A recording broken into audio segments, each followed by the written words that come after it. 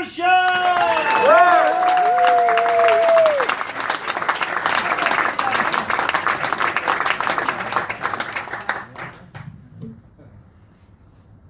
Hi, my name is Chrissy. I'm the one your mother warned you about. Not because I'll break your heart, I'm just financially unstable and not very domestic. You don't hear many parents, do you, saying to their children, you know what I want for you, my son? The one thing I would choose for you, my boy, my little prince, before I die, it'll be for you to get together with a stand-up comedian. And if I could build this one from scratch, a fantasy, a pipe dream for you, my angel, my only son, I'd want her to be a divorced single mother with moderate to severe mental health problems, preferably depression and ADHD, so that on the rare occasions that she manages to get out of bed is to say, my God, what an interesting moth. I've actually been being quite brave lately, been trying some new things, some new material on stage and in life. Now, on stage, I've been trying to be funny, thought I'd give that a go.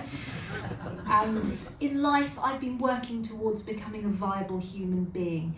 And it's been a bit of an uphill struggle. Not gonna lie, it has been an uphill struggle. Most struggles are uphill, really, aren't they, when you think about them? Hardly ever hear of struggles in other directions. Sisyphus chasing a boulder down a hill. Shit, catch it. But yeah, it's not going brilliantly. Put it that way, it's not going brilliantly. To illustrate this, I recently put both my hands in the bin in a public bathroom because I thought it was a Dyson Airblade. So that's where I am.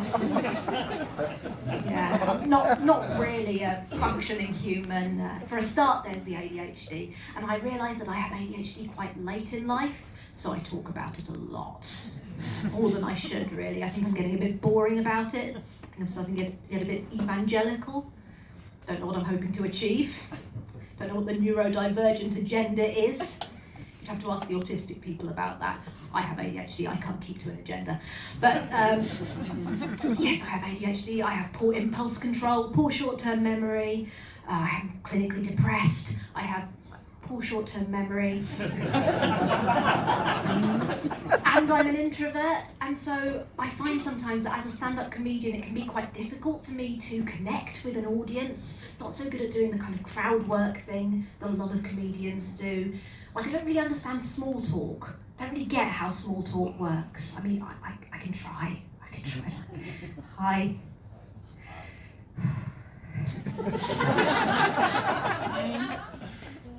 Do you like weather? It doesn't work, it just doesn't work. The other thing that comedians try to do sometimes is they'll roast the audience, won't they? They'll be a bit mean. And again, I'm not very good at being mean. I'm not hi, you look like you've got quite good self-esteem because you're a middle-aged white man. Are you all right if I roast you a little bit? Is that okay? Yeah? A band you like is probably derivative. Look at you with your face. There on the front of your head. What a cliche. Now, the thing is, though, if I'm my normal, my natural self, that's a lot more intense than a situation like this really calls for. I mean, again, I could, hi, you all right? Yeah? Not constantly plagued by the knowledge that we all eventually turn to dust? How do you feel about the crippling existential dread of being a vivid panoramic soul, trapped inside a decaying meat prison, barreling towards death? Yeah. Doesn't work either, does it? I'll get there, I will get there. Can't imagine why I'm still single. When I begin interactions with phrases like decaying meat prison.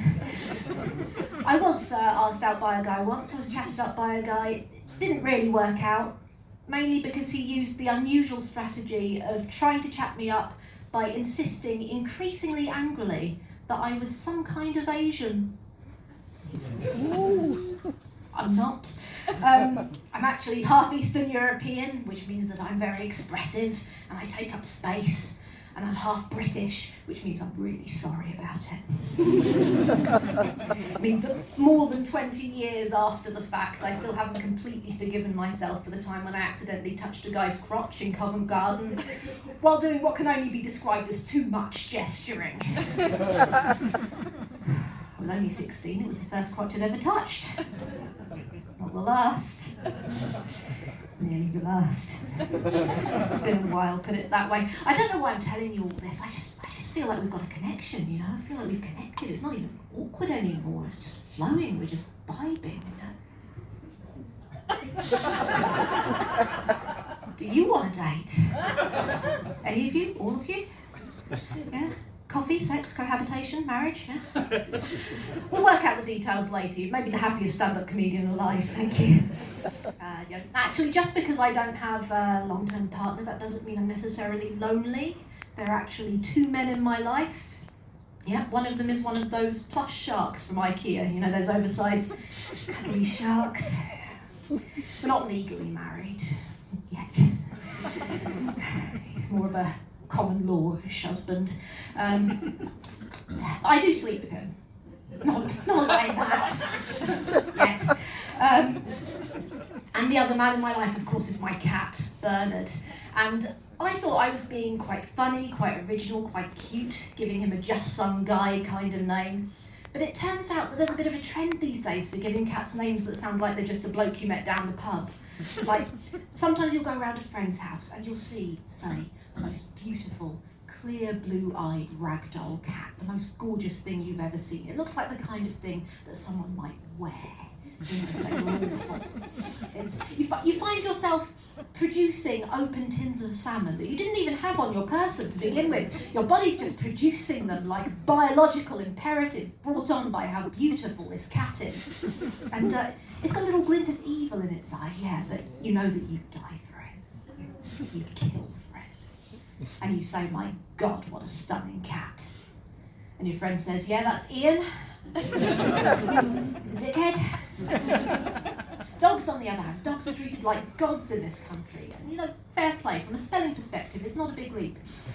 But also fair play because dogs are lovely, aren't they? They're really sweet, they're really loyal, they're quite simple creatures, but they're also very intelligent. Even as a cat person, I can understand why dogs are so loved in this country. But sometimes you'll go around a friend's house and you'll see their dog. Or at least you've been reliably informed that it's a dog. If you didn't know better, you might think it was a very old, dirty, threadbare hand puppet that's been turned inside out. Or an octopus that's been dropped on a sticky rug. Looks like it's been long dead, it's been buried, it's been dug up again. It smells like that too, but unaccountably it's still moving. It's either got too many eyes or no eyes, depending on which angle you look at it from. You can't tell which part of it is which. You think you see its tongue lolling about, but then it puts weight on it, that's its leg. It looks like if it threw up, and that's a small if it threw up, you might accidentally leave the vomit, scrape up the dog. That's what it looks like. But you, because you're British and you're polite, you say, oh, what a lovely dog. And your friend says, I know. This is Angel. He's a Shih Tzu Pug Doberman Cross. He's the most beautiful thing in my life. And at that point you can kind of see where they're coming from. Because you've seen photos of their baby. You've been absolutely brilliant. I unfortunately have been Chrissy Derbyshire. Thank you, sorry, please ignore me. I wasn't here. You too.